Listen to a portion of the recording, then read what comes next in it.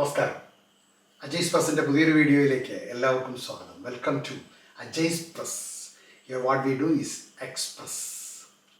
കേന്ദ്ര ഗവൺമെൻറ്റിൻ്റെ വിവിധ മന്ത്രാലയങ്ങളിൽ, ഡിപ്പാർട്ട്മെൻറ്റുകളിൽ, വിവിധ ഗവൺമെൻറ് സ്ഥാപനങ്ങളിൽ, ഭരണഘടനാ സ്ഥാപനങ്ങളിൽ, സ്റ്റാറ്റ്യൂട്ടറി സ്ഥാപനങ്ങളിലൊക്കെ, അതുപോലെ ട്രിബ്യൂണുകളിലേക്കും ഒക്കെ ഇപ്പോൾ ഉണ്ടായിരിക്കുന്ന ഗ്രൂപ്പ് ബി, ഗ്രൂപ്പ് സി ഒഴിവുകളിലേക്ക് സ്റ്റാഫ് സെലക്ഷൻ കമ്മീഷൻ നടത്തുന്ന CGLA അഥവാ കമ്പൈൻഡ് ഗ്രാജുവേറ്റ് ലെവൽ എക്സാമിനേഷനിലേക്ക് ഇപ്പോൾ വിജ്ഞാപനമായിട്ടുണ്ട്. അതിൻ്റെ വിശദ വിവരങ്ങളാണ് ഞാൻ ഇനി നിങ്ങളോട് പറയുന്നത്. ഈ വിവരങ്ങൾ നിങ്ങൾക്കോ നിങ്ങളറിയുന്ന ആർക്കെങ്കിലുമോ ഒക്കെ ഉപകാരപ്പെട്ടേക്കാം എന്നതുകൊണ്ട് ദയവായി ഇത് കഴിയുന്നത്ര ഷെയർ ചെയ്യുവാൻ മറക്കരുത്. ഇവിടെ നമ്മൾ ഈ വിജ്ഞാപനത്തിലെ പൊതുവായ കാര്യങ്ങളാണ് പറയുന്നത്. പേ ലെവൽ 4 മുതൽ പേ ലെവൽ 7 വരെയുള്ള 34 വിവിധ തസ്തികകളിലേക്കാണ് ഇപ്പോൾ അപേക്ഷ ക്ഷണിച്ചിരിക്കുന്നത്. പേ ലെവൽ 4ഉം 5ഉം ഗ്രൂപ്പ് സി തസ്തികകളും 6ഉം 7ഉം ഗ്രൂപ്പ് ബി തസ്തികകളുമാണ്. ഏതൊക്കെ തസ്തികകളാണ് ഉള്ളത് എന്നും അതിൻ്റെ മറ്റ് വിശദാംശങ്ങളും വെബ്സൈറ്റ് നോക്കി മനസ്സിലാക്കുക. സ്റ്റാഫ് സെലക്ഷൻ കമ്മീഷൻ എല്ലാ ജോലികളിലേക്കും സ്ത്രീ പുരുഷ അനുപാതത്തിൻ്റെ തുല്യത ഉറപ്പുവരുത്തുന്നതിനായി പെൺകുട്ടികളുടെ അപേക്ഷകൾ പരമാവധി പ്രോത്സാഹിപ്പിക്കുന്നുണ്ട്. അതുകൊണ്ട് തന്നെ പെൺകുട്ടികൾ മടിച്ചു നിൽക്കാതെ അപേക്ഷിക്കുവാൻ ഒരുങ്ങുക. പെൺകുട്ടികൾക്ക് ഫീസില്ല, ഓർക്കുക. പേ ലെവൽ 6ഉം 7ഉം ഗ്രൂപ്പ് ബി തസ്തികകളാണ്. പേ ലെവൽ 6ൻ്റെ ശമ്പള സ്കെയിൽ 35,400 മുതൽ 1,12,400 വരെയാണെങ്കിൽ പേ ലെവൽ 7ൻ്റെ ശമ്പള സ്കെയിൽ 44,900 മുതൽ 1,42,400 വരെയാണ്. ഈ രണ്ട് ലെവലിലും അപേക്ഷകർക്ക് വേണ്ടുന്ന പ്രായപരിധി ചില തസ്തികകളിൽ 18 മുതൽ 30 വയസ്സ് വരെയും, ചില പോസ്റ്റുകളിൽ 20 മുതൽ 30 വരെയും, ഒരു തസ്തികയിൽ 18 മുതൽ 32 വയസ്സ് വരെയുമാണ്. പേ ലെവൽ 4ഉം 5ഉം ഗ്രൂപ്പ് സി തസ്തികകളാണ്. പേ ലെവൽ 4ൻ്റെ ശമ്പള സ്കെയിൽ 25,500 മുതൽ 81,100 വരെയാണെങ്കിൽ പേ ലെവൽ 5ൻ്റെ ശമ്പള സ്കെയിൽ 29,200 മുതൽ 92,300 വരെയാണ്. ഈ രണ്ട് ലെവലിലും അപേക്ഷകർക്ക് വേണ്ടുന്ന പ്രായപരിധി എല്ലാ തസ്തികകളിലും 18 മുതൽ 27 വയസ്സ് വരെയാണ്. ഇപ്പോൾ കമ്മീഷൻ പ്രഖ്യാപിച്ചിട്ടുള്ള ഒഴിവുകളുടെ എണ്ണം 17,727 ആണ്. ഇത് ഇനിയും കൂടുവാനാണ് സാധ്യത. ഇനി പറയുന്ന വിഭാഗങ്ങൾക്ക് ജോലികൾക്ക് റിസർവേഷൻ ഉണ്ട്. Scheduled caste, scheduled tribe, other backward classes OBC, economically weaker section CWS, ex servicemen ESM, അതുപോലെ തന്നെ persons with benchmark disabilities, ഇവർക്കെല്ലാമാണ് റിസർവേഷൻ ഉള്ളത്.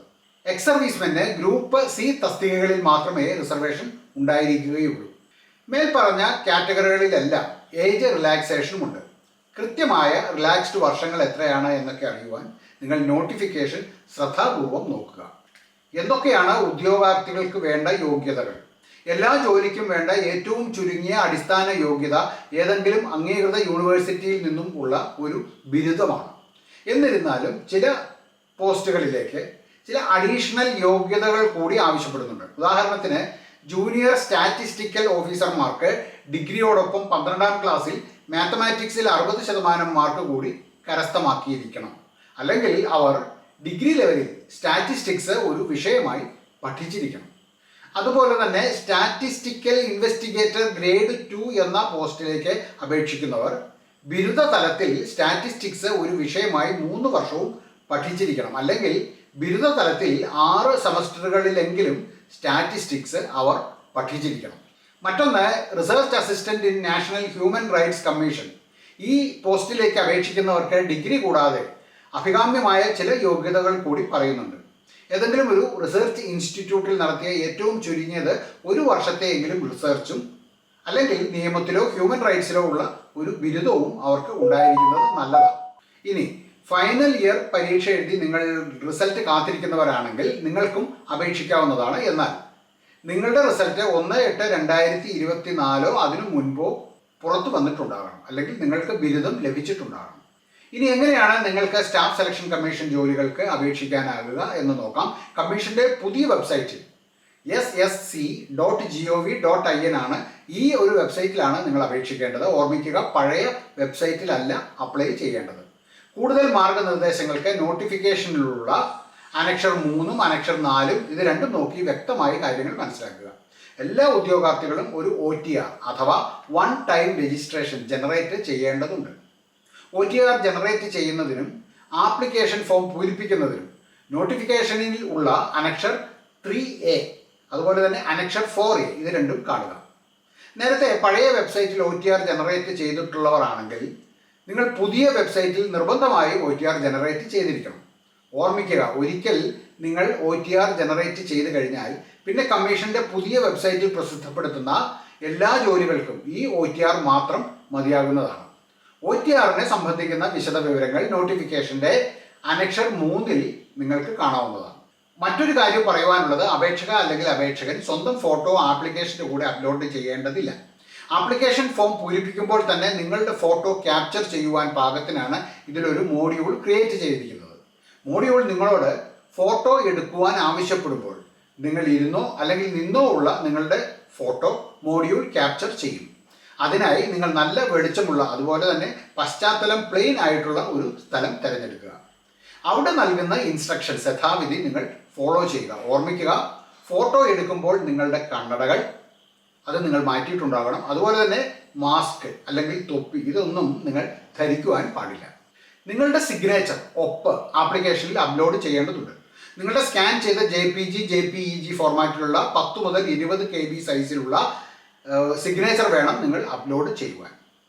ബ്ലേഡ് ആയ ഫോട്ടോഗ്രാഫുകളോ അല്ലെങ്കിൽ മിനിയേച്ചർ ആയിട്ടുള്ള സിഗ്നേച്ചറുകളോ ഒക്കെയാണ് നിങ്ങൾ അപ്ലോഡ് ചെയ്തിട്ടുള്ളത് എങ്കിൽ നിങ്ങളുടെ ആപ്ലിക്കേഷൻ റിജക്റ്റ് ചെയ്യുന്നതാണ്.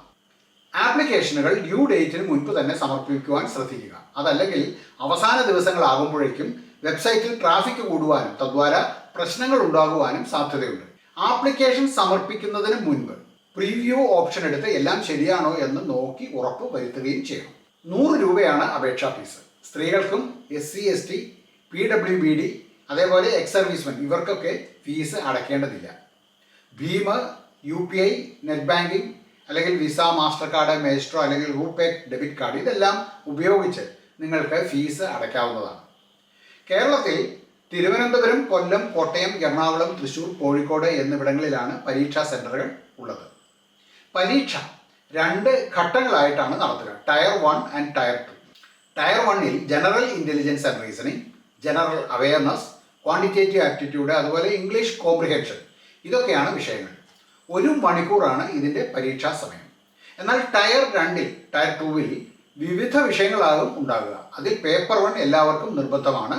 പേപ്പർ 2 സ്റ്റാറ്റിസ്റ്റിക്സ് ആണ്. അത് ജൂനിയർ സ്റ്റാറ്റിസ്റ്റിക്കൽ ഓഫീസറും അതുപോലെ തന്നെ സ്റ്റാറ്റിസ്റ്റിക്കൽ ഇൻവെസ്റ്റിഗേറ്റർ ഗ്രേഡ് 2 ഈ 2 പോസ്റ്റിലേക്കും വേണ്ടി മാത്രമാണ്. ടയർ 1ൻ്റെയും 2ൻ്റെയും ഇൻഡിക്കേറ്റീവ് സിലബസ് ഈ നോട്ടിഫിക്കേഷനിൽ തന്നെ കൃത്യമായും കൊടുത്തിട്ടുണ്ട്. എല്ലാവരും അത് വായിച്ചു നോക്കി മനസ്സിലാക്കുക.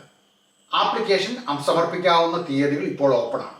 24 ജൂൺ മുതൽ ഇത് ഓപ്പണാണ്. ജൂലൈ 24 വരെയാണ് ആപ്ലിക്കേഷൻ സമർപ്പിക്കാവുന്നത്. ജൂലൈ 25-നാണ് ഫീസ് അടയ്ക്കേണ്ടത്.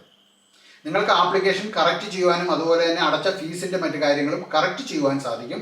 അത് ഓഗസ്റ്റ് 10-ാം തീയതി മുതൽ 11-ാം തീയതി വരെ അതിന് സമയമുണ്ട്. ടയർ 1 എക്സാം സെപ്റ്റംബറിലോ ഒക്ടോബറിലോ ആയിട്ടായിരിക്കും നടക്കുക. അതുപോലെ തന്നെ ടയർ 2 എക്സാം ഡിസംബറിലുമാണ് ഇപ്പോൾ കമ്മീഷൻ നടത്താൻ ഉദ്ദേശിച്ചിരിക്കുന്നത്. ഇതൊക്കെയാണ് കമ്പൈൻഡ് ഗ്രാജുവേറ്റ് ലെവൽ എക്സാമിനേഷൻ്റെ പ്രധാനപ്പെട്ട വിവരങ്ങൾ. ഇനിയും ഒട്ടേറെ വിവരങ്ങൾ നോട്ടിഫിക്കേഷനിലുണ്ട്. എല്ലാം നിങ്ങൾ വ്യക്തമായും വായിച്ച് അറിഞ്ഞതിന് ശേഷം ആപ്ലിക്കേഷൻ സമർപ്പിക്കുക. പരീക്ഷ എഴുതുവാൻ ആഗ്രഹിക്കുന്ന എല്ലാ ഉദ്യോഗാർത്ഥികൾക്കും അഡ്വാൻസ് ഓൾ ദ ബെസ്റ്റ്. ഈ വീഡിയോ നിങ്ങൾക്ക് ഇഷ്ടമായിട്ടുണ്ടെങ്കിൽ മറ്റുള്ളവർ കൂടി ഒന്ന് ഷെയർ ചെയ്ത് കൊടുക്കുക. അതുപോലെ ചാനൽ ഇതുവരെ സബ്സ്ക്രൈബ് ചെയ്യാത്തവരാണെങ്കിൽ ചാനൽ ഒന്ന് സബ്സ്ക്രൈബ് ചെയ്യുവാൻ കൂടി മറക്കരുത്. എല്ലാവർക്കും നല്ലൊരു ദിവസം ആശംസിക്കുന്നു. നന്ദി, നമസ്കാരം.